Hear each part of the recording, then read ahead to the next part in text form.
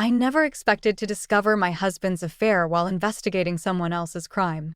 But there it was, staring back at me from my computer screen, a photo from last month's gallery opening at the Mason Klein. Tate's hand rested on the small of a woman's back, his fingers splayed possessively across her black cocktail dress. I knew that gesture. He used to touch me that way. My name is Marin, and until this moment, I thought I had a pretty good handle on my life. Former police lieutenant turned private investigator, happily married for 8 years to a successful art gallery owner. At least, that's what I thought. Hey, you okay in there? Finn's voice carried through my office door. You've been staring at that screen for 20 minutes. Yeah, just. Following a lead, I called back, quickly minimizing the photo. My hands were steady as I reached for my coffee, but the liquid rippled when I lifted the mug. Professional habits die hard. Even when your world is imploding, you learn to keep your voice level. I opened another tab and typed the woman's name, Serafina Lin. An up-and-coming artist, according to her website. Recently featured at the Winslow Gallery, my husband's gallery. The same gallery where we'd met, where he'd proposed, where we'd built our life together. My phone buzzed. A text from Tate. Working late tonight. Don't wait up. 3 months ago, I would have accepted that without question. Now, I found myself opening our shared calendar app. The Winslow Gallery closed at 6 p.m. on Wednesdays. It was already 7:30. Marin? Finn appeared in my doorway, case file in hand. The Berkshire forgery documents came in. Want to take a look? Actually, I said, standing up, I need a favor. Remember that art authentication expert you mentioned? The one who helped with the Morrison case. Sure, James Chun. Why? I need everything he has on recent acquisitions at the Winslow Gallery. Specifically, anything involving an artist named Serafina Lin. Finn's eyebrows rose slightly, but he didn't ask questions. That's why we worked well together. I'll make the call. After he left, I opened the photo again. There was something about Serafina's paintings in the background, something familiar about the brushstrokes, the composition. The same style I'd seen in the Berkshire forgery case. My phone buzzed again. Another text from Tate. Love you. I stared at those 2 words, remembering how easily they used to come from him. Now they felt like another brushstroke in an elaborate forgery, careful, calculated, and completely fake. The Winslow estate loomed ahead as I pulled into the circular driveway, its windows gleaming like accusatory eyes. Sunday dinner, a tradition I usually dreaded, but tonight it felt like an opportunity. 3 days had passed since I'd discovered the photo, and I needed to see Tate interact with his family to watch for cracks in his perfect facade. Darling, you're late. Beatrix's voice cut through the foyer as I entered. She air-kissed my cheek, her Chanel perfume almost suffocating.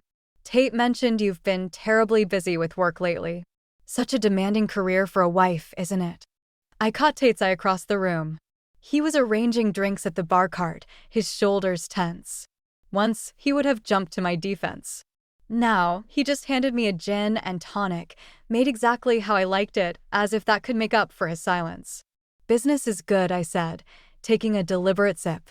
Actually, I've been consulting on some interesting art authentication cases. The crystal decanter clinked loudly as Tate set it down. Shall we move to the dining room? He suggested quickly. Too quickly. Over roasted duck and asparagus, Beatrix dominated the conversation with her usual complaints about the city's declining social scene. I watched Tate check his phone under the table 3 times. Each time, his jaw tightened slightly. Oh, Marin, Beatrix said suddenly, have you seen the new exhibition at Tate's gallery? That young artist? What was her name, dear? Serafina Lin, Tate answered, his voice perfectly steady. Her work is generating quite a buzz. Such talent, Beatrix continued, cutting into her duck. And so beautiful, too. The art world needs fresh faces like hers, don't you think? I set down my fork. I'd love to meet her sometime. Maybe at your next gallery opening? She's quite private, Tate said quickly. Rarely attends events. Funny, I replied, maintaining eye contact. I saw photos from last month's opening. She seemed quite comfortable there. The silence that followed was deafening. Beatrix's eyes darted between us, sharp and calculating. She'd always been good at sensing weakness, like a shark scenting blood in the water. "More wine, dear," she offered, already reaching for my glass. "No, thank you. I should head home soon. Early meeting tomorrow." "But you've barely touched your food," Beatrix protested. "Tate, tell your wife to stay." Tate wiped his mouth with his napkin, buying time. "Marin's work is important to her, Mother. We should respect that." The words were right, but his tone was wrong, distant, almost relieved. As I drove home alone, I realized something. I wasn't the only one keeping secrets. Beatrix's pointed comments, Tate's careful answers, they knew something. And I was going to find out what it was. The numbers on my laptop screen refused to add up, literally. I'd spent the morning combing through our joint accounts, and something was definitely off. Large transfers to an offshore account, all coinciding with dates of art acquisitions at the gallery. The latest transfer was 3 days ago, right after Serafina's newest piece was unveiled. My phone buzzed. Finn's text read, "James Chun wants to meet. Says it's urgent. Coffee shop across from the gallery in 20. Perfect timing." Tate was supposed to be at a curator's lunch across town. The coffee shop was quiet when I arrived. James Chun sat in a corner booth, a thick folder in front of him. His expression was grim. "The Berkshire forgery isn't isolated," he said without preamble. "I've found at least 6 pieces with similar characteristics, all sold through the Winslow Gallery in the past year. All attributed to emerging artists who seemed to appear out of nowhere." "Like Serafina Lin?" He nodded, sliding several photos across the table. "These are supposedly different artists, but the underlying technique is identical. Someone's creating multiple artistic identities to avoid detection." My coffee turned bitter in my mouth. "And the originals?" "Private collections, mostly in Europe. The owners don't even know they've been copied." He hesitated. "Marin, these forgeries. They're professional work. This isn't some amateur operation." The gallery had to know. The bell above the door chimed. I looked up to see Tate walking in, his curator's lunch apparently finished early. Our eyes met, and for a moment, neither of us moved. Then his gaze shifted to James, to the photos spread across our table, and something in his expression changed. "Marin?" His voice was carefully controlled. "What's this?" "I could ask you the same thing." I held up one of the photos. "Want to explain why Serafina's original piece matches a painting that's been hanging in a private collection in Munich for the past decade?" The color drained from his face. "You don't understand." "Then help me understand, Tate. Help me understand the offshore accounts, the late nights, the lies." He glanced around the coffee shop, then leaned in close. "Not here. We need to talk privately." "No," I said, gathering the photos. "I think we're done talking. I'm going to find out exactly what's going on at your gallery with or without your help." "Marin, please." His hand caught my arm. "My mother." "Let go." He did, but his next words stopped me cold. "If you pursue this, you'll lose everything. Not just me, but your reputation, your career. Mother has connections you can't imagine." I turned back to face him. "Is that a threat?" "It's a warning," he said softly. "From someone who still loves you." I walked out of the coffee shop, my heart pounding. He was right about one thing: I was going to lose everything. But not in the way he thought. Sometimes you have to burn it all down to see what's real.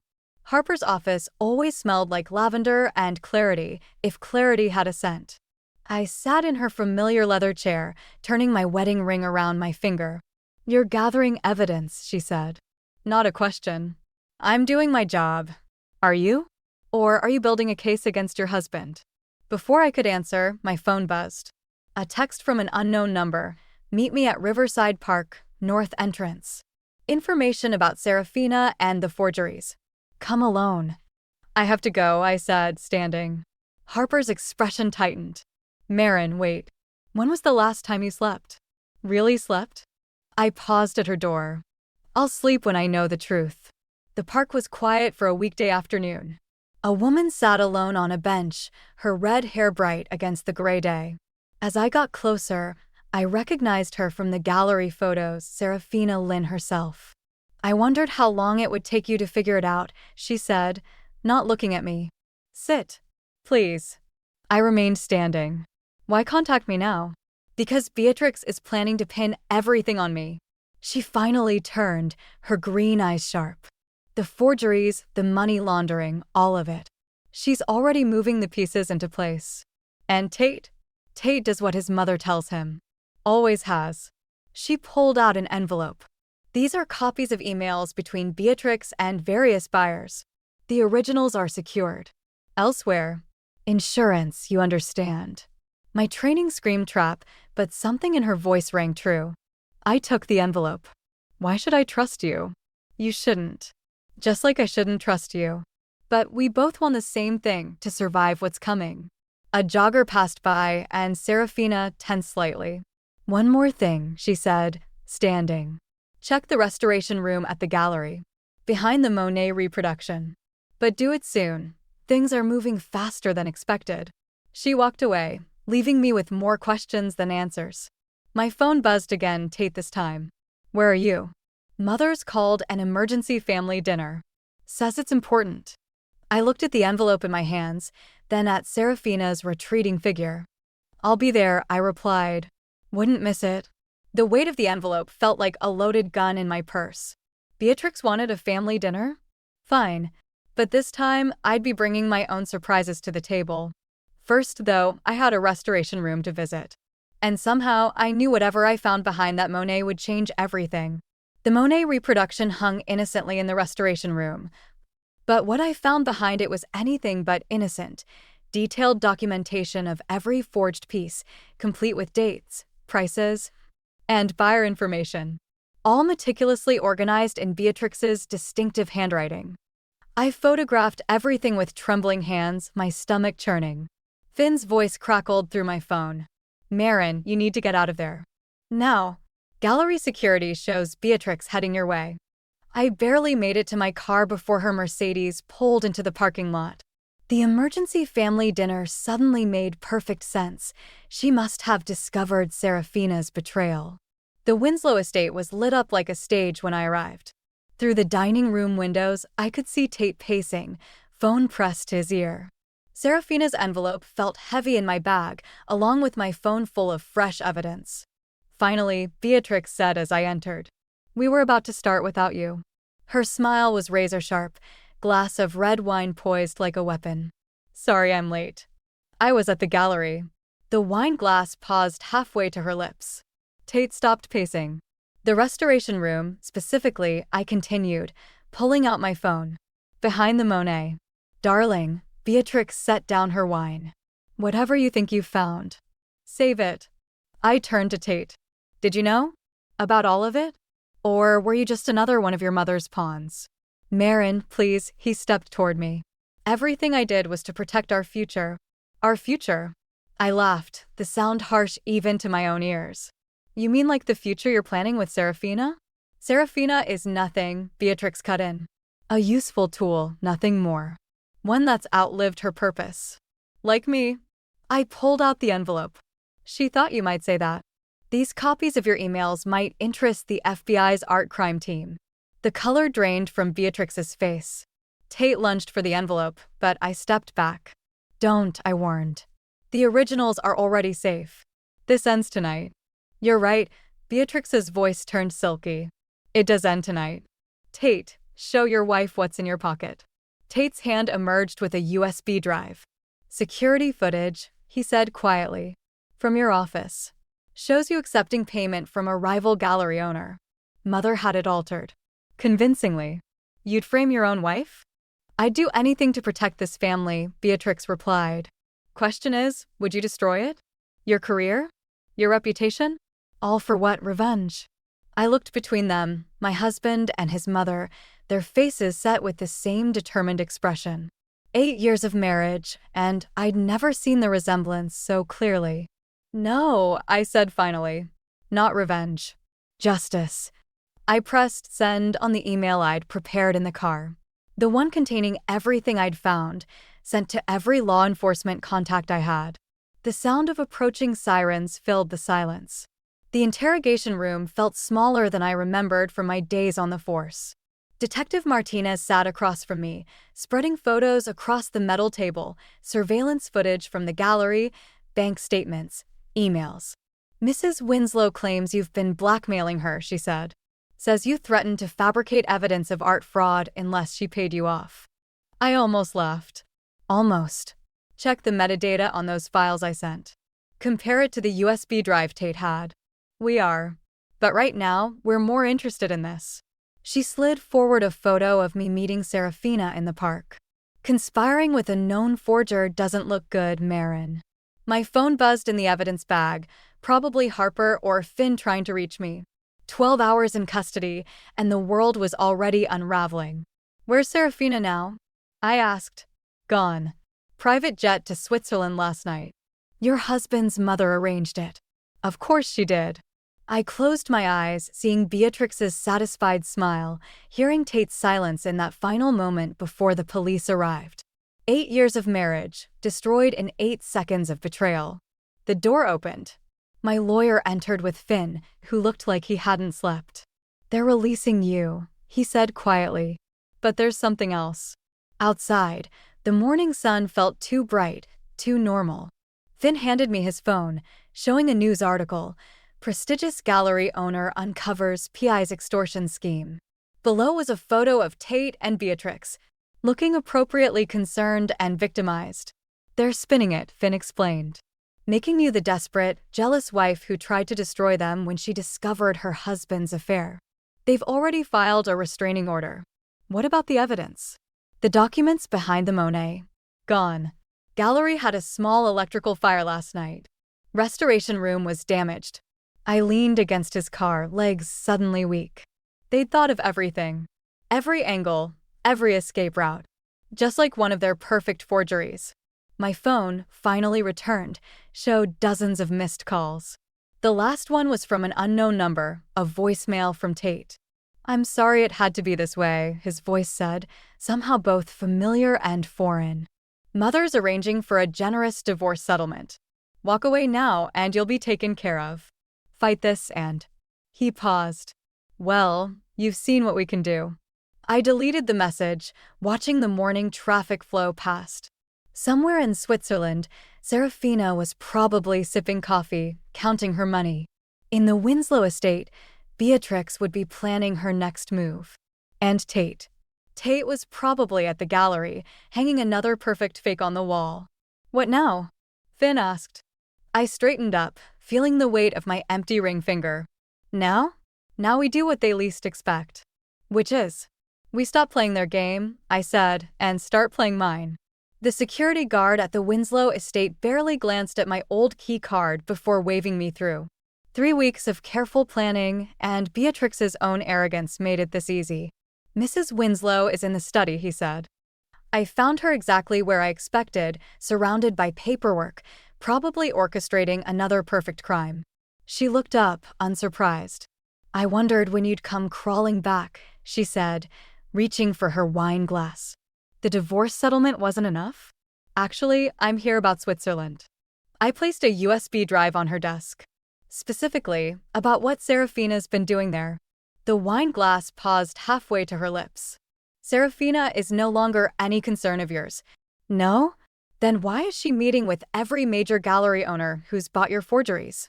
I pulled out my phone, showing her the surveillance photos. Turns out, she kept her own insurance policy. Every transaction, every fake, all documented. She's been selling the truth to the highest bidder. Beatrix's composure cracked, just slightly. You're bluffing. The Swiss authorities are already involved. Interpol, too. I leaned forward. But you knew that, didn't you?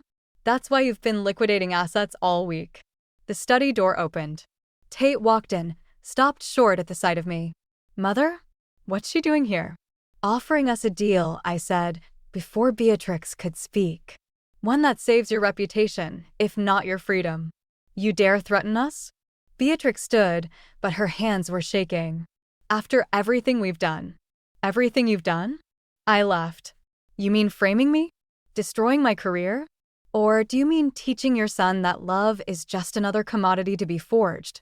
Marin, Tate stepped forward, his voice softening. We can still fix this. Together. No, we can't. But I can fix what you broke. I turned back to Beatrix. Sign a confession. Admit to orchestrating the forgery ring. Leave Tate out of it.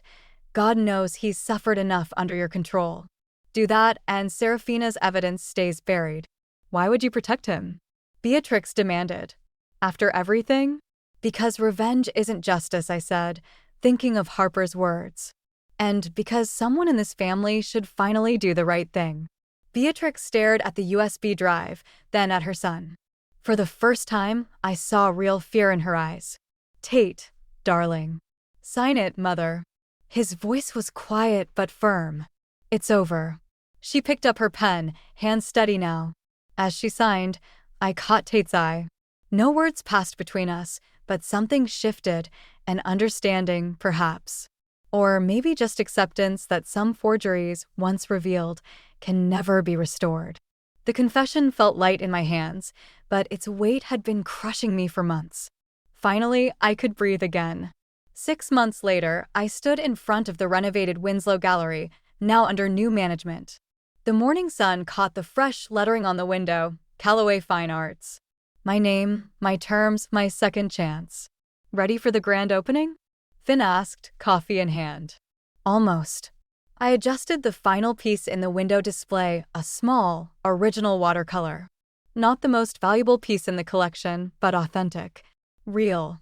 Everything in this gallery would be. The morning news played on my phone as I worked. Beatrix's sentencing was yesterday. 5 years, plus restitution to the fraud victims. Tate had been there, looking lost without his mother's shadow. He'd nodded to me across the courtroom, a gesture somewhere between acknowledgement and goodbye. Interesting choice for the feature wall, Harper said, joining us. She gestured to Serafina's last genuine piece, the one she'd painted before Beatrix pulled her into the forgery scheme. It showed a woman breaking free from golden chains, her face both triumphant and uncertain. It felt right, I said. Sometimes the truth is hidden in plain sight. The door chimed. Our first visitor was unexpected, Detective Martinez. Quite a transformation, she said, studying the gallery. Both the space and you. People can surprise you. She smiled slightly. Speaking of surprises, thought you should know, Serafina surfaced in Paris. She's cooperating with authorities, helping identify other forgery rings. Good for her, I said, meaning it. We'd all been trapped in Beatrix's web, playing parts in her perfect fantasy. Breaking free meant different things for different people. The morning crowd began gathering outside. Collectors, critics, curious onlookers, all eager to see what rose from the ashes of the Winslow scandal. I caught my reflection in the window, stronger, steadier, scarred but whole. Last chance to back out, Finn joked, hand on the door lock. I thought of Tate's final words to me after the sentencing. I'm sorry I couldn't be as real as your love for me. Maybe that was the biggest forgery of all, thinking love meant accepting beautiful lies instead of ugly truths. Open it, I said. As people flowed in, I felt something settle inside me. Not forgiveness exactly, but understanding. We're all artists of our own lives, choosing between authenticity and illusion, between the easy facade and the harder truth. The watercolor in the window caught the morning light, its colors true and vivid. Real art, like real life, doesn't need perfect symmetry to be beautiful. Sometimes the flaws, the repairs, the visible mending, that's where the real masterpiece lives. I turned to greet my first customers, ready to start painting my next chapter.